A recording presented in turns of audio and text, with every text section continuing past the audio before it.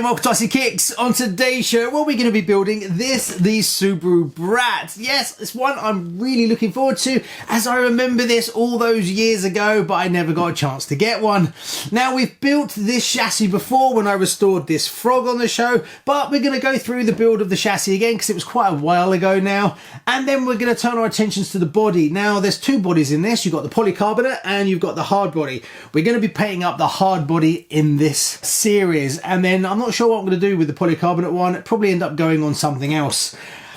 Anyway, so the first thing we got to do is lay it all out, but in the magic of YouTube, you don't have to sit and watch me do that. I'll just click my fingers and then we'll be ready to go. And we're all set, ready to go, laid out. There isn't that much to this chassis. It's pretty easy one to build. Some of the old bags are a little bit different versus what you normally get, where they put a lot more in individual bags. In this one, they're just tiny little bags for the ABC, but there's loads of other bags full of large parts which don't actually have a number on it. One thing I also found in this kit, which was a bit strange, is there was a few extra parts that have been put in there twice. So I've got some rear shocks, which was a bit of a weird one. But hey, sometimes that happens. I'll put them away in the parts bin and I'm sure I'll use them. Right, we kick off on page 4, number 1, where we basically take the chassis itself and we kind of all sandwich it together. Right, let's crack on. The chassis design is definitely unique, and it's very much a sandwich design where you bolt everything on one side and then you sandwich it together. It can be a little bit fiddly, but you'll get there. It's simple enough. Like the chassis, the front suspension is a unique one. The uprights are held together by just compressing the M1 washer, which you would think would never work, but it does. Carrying on with the quirkiness of the body, the MR2 radium arm is such a strange design choice. Onboard springs give a clean look to the front, but you won't find any dampening here.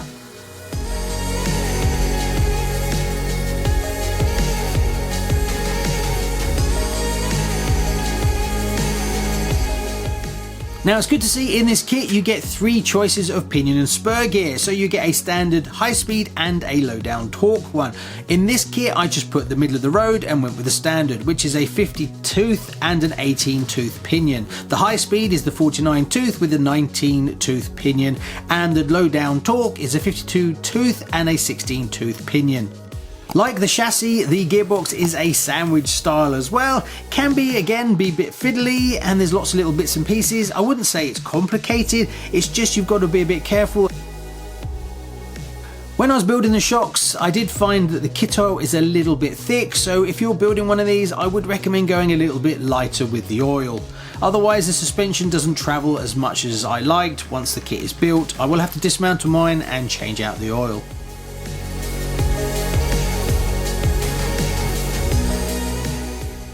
One little mod that I've seen is you can move the servo to the middle of the chassis instead of being off to one side, depending on your electronics. That gives you a bit more of an even travel on both sides, but obviously you'll have to change one of your steering arms.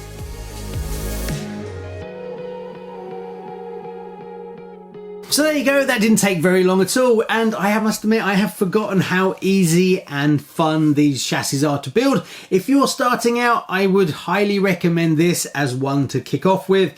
It is super easy to build and it's so quirky. It's like nothing you'd get today. The whole front suspension is very weird, and it comes from an era when RC cars didn't have a standard. So this was put together without any kind of preconceptions of what an RC car design should be. Like when you see them today, it's their natural evolution as things move and progress. This is back when the design was just straight out of someone's head, and I love that. I really do. It's very different. Granted, it's never going to go around a track, but this is totally not what this is about. And it just screams vintage. Love these tyres and wheels, so much so I'm tempted to get some of these wheels and tyres and put them onto my Sand Scorcher. Really like them. Or maybe my Night Customs sand rail. I just really like them. They're so vintage. Right, what's next? Well, that was the easy part. Now for the a little bit more challenging aspect, we've got to paint up this highly detailed body. There's a front section, the whole body itself, there's the rear, there's the driver. There is loads to do and this is going to take a while. But before we do that, since I've got it up and running, let's just take it for a little blast around the garden for a bit of fun.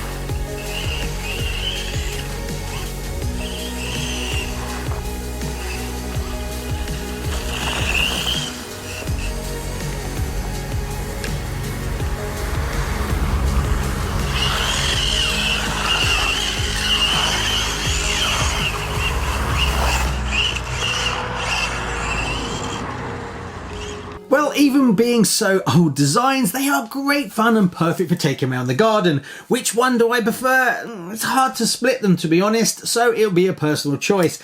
The Brat handles a little bit worse because there's more weight up higher than the Frog, for instance, but they are true icons for Tamiya, so it's personal choice. Right, now we turn our attentions to the Brat body, and yes, this is going to take a bit of effort. If you'd like to see this, that's in the next video, which is right here. See you over there soon.